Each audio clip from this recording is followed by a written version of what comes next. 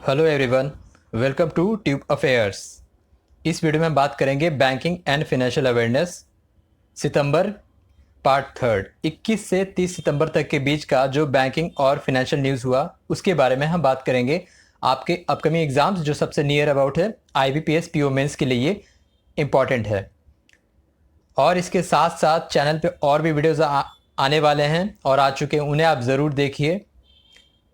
IBPS PO mains के लिए जी और करंट अफेयर्स का भी वीडियो आने वाला है, तो वो सारे वीडियोस अब back to back almost daily आएंगे, तो आप इस चैनल से जुड़े रहिए। तो वीडियो को एंड तक ज़रूर देखिएगा। 21 से 30 सितंबर तक के बीच का बैंकिंग फाइनेंशियल अवेयरनेस। तो चलिए शुरू करते हैं। फर्स्ट क्वेश्चन है, as per RBI data net financial savings of households decline to how much percentage GDP in physical year 23। तो RBI डेटा के अनुसार जो हाउस होल्ड सेविंग्स है, नेट फाइनेंशियल सेविंग्स है हाउस होल्ड्स का देश भर में, उसमें कितना डिक्लाइनेशन हुआ है इस वित्त वर्ष में, पिछले साल से अभी तक के वित्त वर्ष में। इसका आंसर होगा, पहले बता दूं, ऑप्शन ए 5.1%। तो net financial savings of household decline to 5.1% GDP in physical year 23 RBI data के अनुसार। Deep decline in net financial savings of household to 5.1% of gross domestic product in fiscal year 5 decade low। तो ये 5 दशकों में सबसे lowest है जो कि नेट फाइनेंशियल सेविंग्स होता है हाउस होल्ड्स का, 5.1%। अर्लियर ये 7.2% था फिजिकल ईयर 22 में। तो ये इंपॉर्टेंट नहीं है, लेकिन ये है कि इस बार कितना हुआ है, और ये अभी तक का 5 डिकेड लो है। इसके साथ साथ also includes an increase in liabilities rising to 5.8% of GDP in fiscal year 23। तो liabilities में जो इंक्रीमेंट हुआ है वो हुआ है 5.8% का। Much of which are home loans. तो इसमें सबसे ज़्यादा जो कॉन्ट्रीब्यूशन हुआ है ज़्यादा वो है होम लोन्स का। High household debt remains, यानी कि जो कर्ज होता है, high household debt remains elevated at 37% of GDP physical year. तो ये कितना ज़्यादा है, 37.6% of GDP household debt. Net household assets trend for physical 23 is 13.76 trillion. तो इसमें दो इंपॉर्टेंट है, पहला 5.1% जो net savings of household decrease हुआ है वो 5 डिकेड में सबसे लो है वो, और ये जो household debt remains elevated 37.6% of GDP, ये तीन। तो इस एक क्वेश्चन से 3 अलग अलग टर्म और आंसर्स आपको मिले, तो ये तीनों आपको याद रखना है। नेक्स्ट है, which bank has launched neo for business for MSME। Neo for business for MSME, micro small and medium enterprises के लिए नियो फॉर बिजनेस लॉन्च किया है। Option B Axis bank.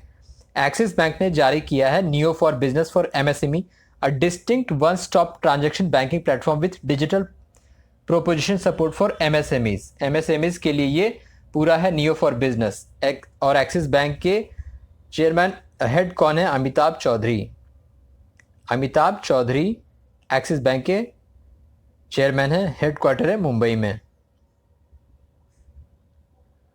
Next है, PFC power finance corporation and which public sector undertaking sign memorandum of understanding for renewable energy and thermal project worth 1.18 lakh crore. तो PFC power finance corporation और किस public sector ने MOU sign किया है, इसका answer होगा option सी SJVN, Sutlej जल विद्युत निगम लिमिटेड। ये मिनी रत्न पब्लिक सेक्टर अंडरटेकिंग है, कंपनी है। इस दोनों ने MOU साइन किया। PFC खुद एक महारत्न कंपनी है, पावर फाइनेंस कॉर्पोरेशन किस चीज़ के लिए, रिन्यूएबल एनर्जी और थर्मल प्रोजेक्ट्स के लिए 1.18 लाख करोड़ का। The project includes renewable energy ventures with a total capacity of around 12,178 megawatt along with 660 megawatt thermal generation project. PFC will contribute fund 66 to 75%, यानी कि 66 से 75% तक कंट्रीब्यूट करेगा PFC of projects in the form of term loan, 80,000 crore से 90,000 करोड़। और PFC भी एक महारत्न company है। PFC की जो फर्स्ट वुमेन चेयरमैन है, MD चेयरमैन है, वो है Parminder Chopra. Parminder Chopra first women CMD of power finance corporation. अभी वर्तमान में इंडिया में कुल 13 महारत्न कंपनी है। सतलज जल विद्युत निगम लिमिटेड, ये भी एक मिनी रत्न पब्लिक सेक्टर कंपनी है। कोटक महिंद्रा AMC यानी कि asset management company partner with which entity to launch investor education and awareness initiative, जिसका नाम है सीखो पैसों की भाषा। यानी Kotak Mahindra AMC asset management company ने किसके साथ पार्टनरशिप किया है? To launch investor education and awareness initiative. इसका आंसर होगा ऑप्शन डी, सीबीएसई। इस इनिशिएटिव का नाम है सीखो पैसों की भाषा। सीबीएसई के साथ Kotak Mahindra asset management company ने पार्टनरशिप किया है to promote financial literacy among the CBSE affiliated teachers. CBSE affiliated teachers को फाइनेंशियल लिटरेसी प्रदान करने के लिए। The primary goal of this initiative is to educate and raise awareness among the approximately 75,000 educator, जिसमें से 50% approx women educator होंगी, with the intention of empowering them and enhancing their financial acumen. ये जो initiative है it aims to encompass approximately 1000 financial literacy program. तो 1000 financial literacy programme होगा। इसका नाम है इनिशिएटिव का सीखो पैसों की भाषा। Is design to mould a generation of financially savvy citizens. Financial literacy वैसे भी भारत में कम है, तो इसको बढ़ावा देने के लिए एजुकेटर्स को इसने टाई अप किया है सीबीएसई के साथ। This program will be hosted to in more than 100 location. Kotak Mahindra के एमडी कौन है? नीलेश शाह, हेडक्वार्टर है मुंबई में। सीबीएसई के चेयरपर्सन कौन है? Nidhi Chhibber. Kotak Mahindra asset management company. Next है RBI issues new prudential regulation for AIFI, यानी कि all India financial institutions. It will be applicable with effective from. तो प्रूडेंशियल रेगुलेशन जो है वित्तीय संस्थाओं के लिए आरबीआई ने जारी किया है, कब से इसको लागू करना है? इसका आंसर होगा option B, with effective from 1 अप्रैल 2024, 1 अप्रैल 2024 से।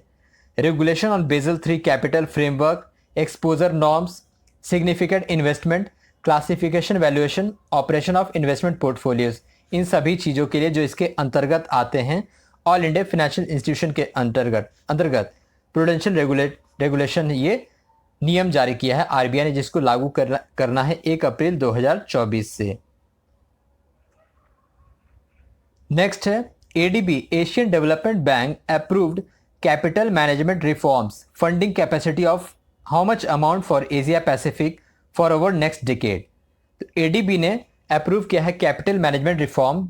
इसकी फंडिंग कैपेसिटी क्या रखी गई है? इसका आंसर होगा option C, $100 billion, $100 billion for the Asia Pacific country generally for climate change से जो असर हुआ उसके लिए, अदर इंफ्रास्ट्रक्चर प्रोजेक्ट्स के लिए। तो एशिया पैसिफिक के लिए ये जारी किया है capital management reforms, funding capacity of $100 billion by Asian development bank.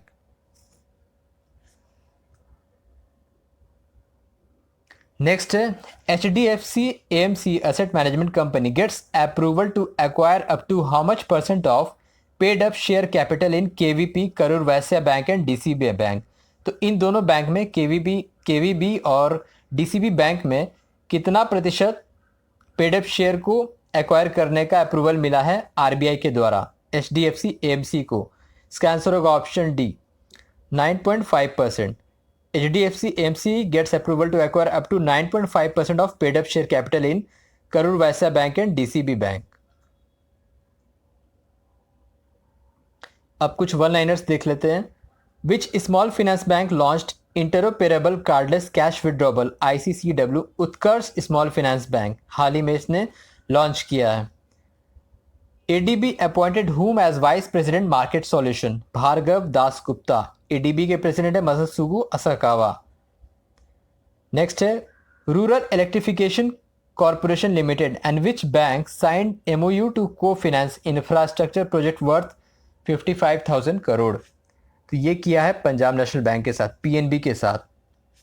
Next है Motilal Oswal mutual fund launched India's first Nifty 500 ETF, exchange traded fund, MO Nifty 500 ETF इसका नाम है। नेक्स्ट है स्वर्ण बंधु door step gold loan facility launched by Karnataka bank. तो इसको launch किया है कर्नाटका बैंक ने। स्वर्ण बंधु door step gold loan facility launch by Karnataka bank. तो ये था 21 से 30 सितंबर तक के बीच का banking financial awareness. Banking awareness के कोई भी क्वेश्चन नहीं छूटेंगे आपके एग्जाम में, मैं गारंटी देता हूँ, अगर आप इस चैनल से जुड़े हैं तो। So thank you very much for watching the video. Thank you.